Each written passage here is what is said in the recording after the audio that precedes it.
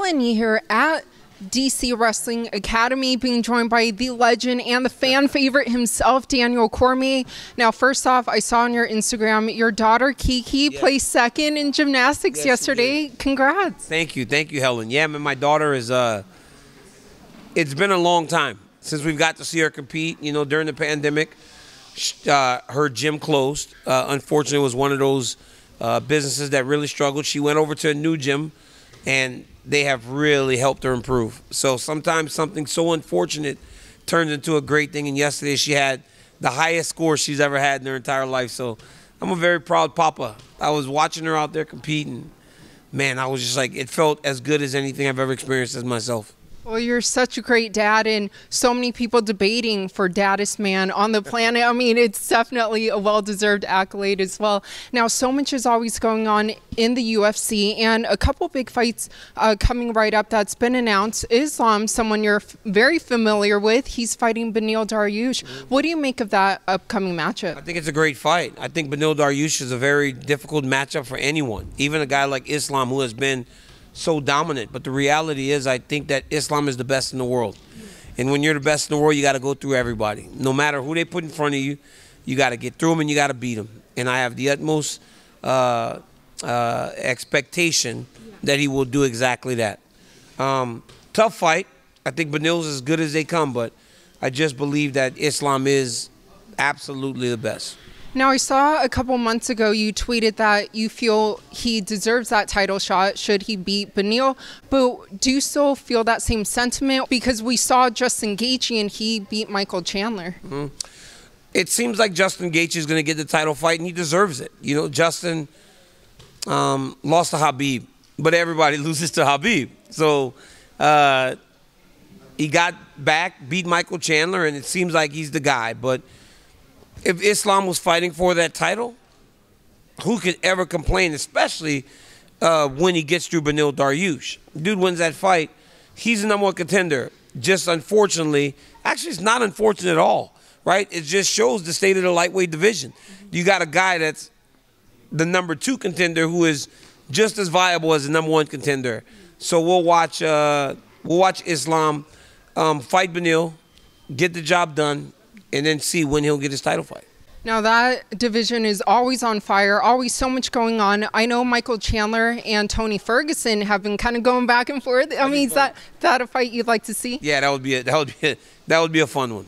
If he fought, if Tony and Chandler fought, it would be a good time, because we've seen Michael Chandler involved in wars from Bellator with Eddie Alvarez all the way to his fight with Justin Gaethje recently. Him and Tony Ferguson together would make magic. And I think that's the type of fight that Chandler should get now, because now he's had only big fights. He doesn't deserve anything less. And I think that for Tony Ferguson, for his resume, for his career, he needs to keep having those big matchups that match his standing in the sport of mixed martial arts. Now, another fight that a lot of fans want to see, but it hasn't been made yet or confirmed, Dustin Poirier versus Nate Diaz. Yeah. Why do you think it hasn't been made yet? I don't know.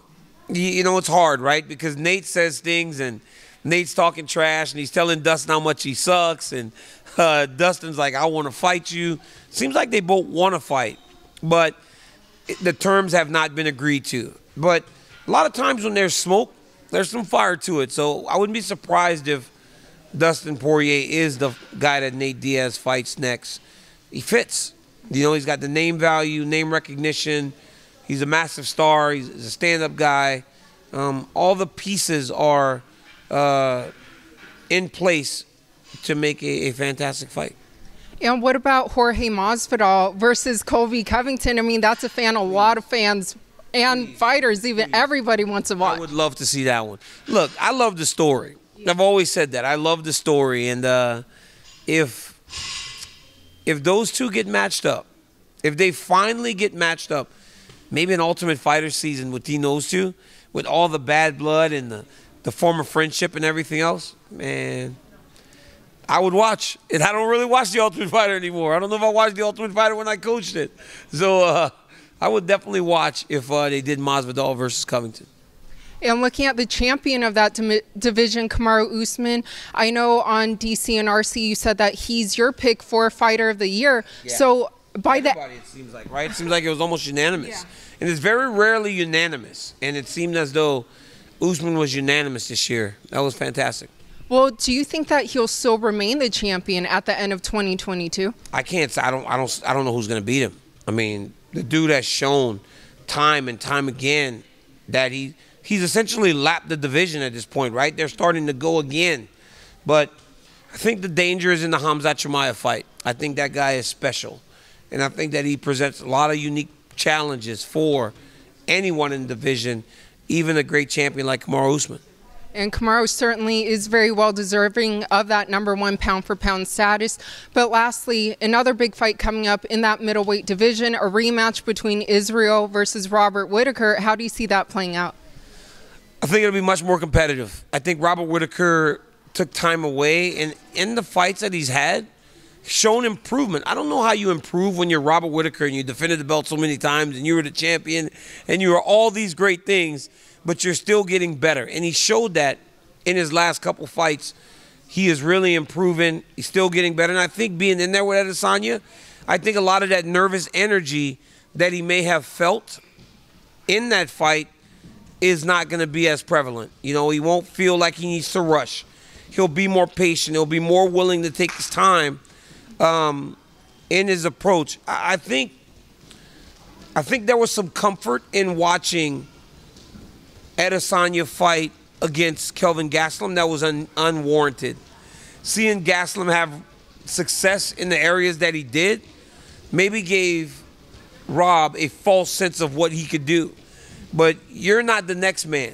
You know, you're your own man, and you have to fight in that way. I think Whittaker made some mistakes, and I don't think he'll do it again.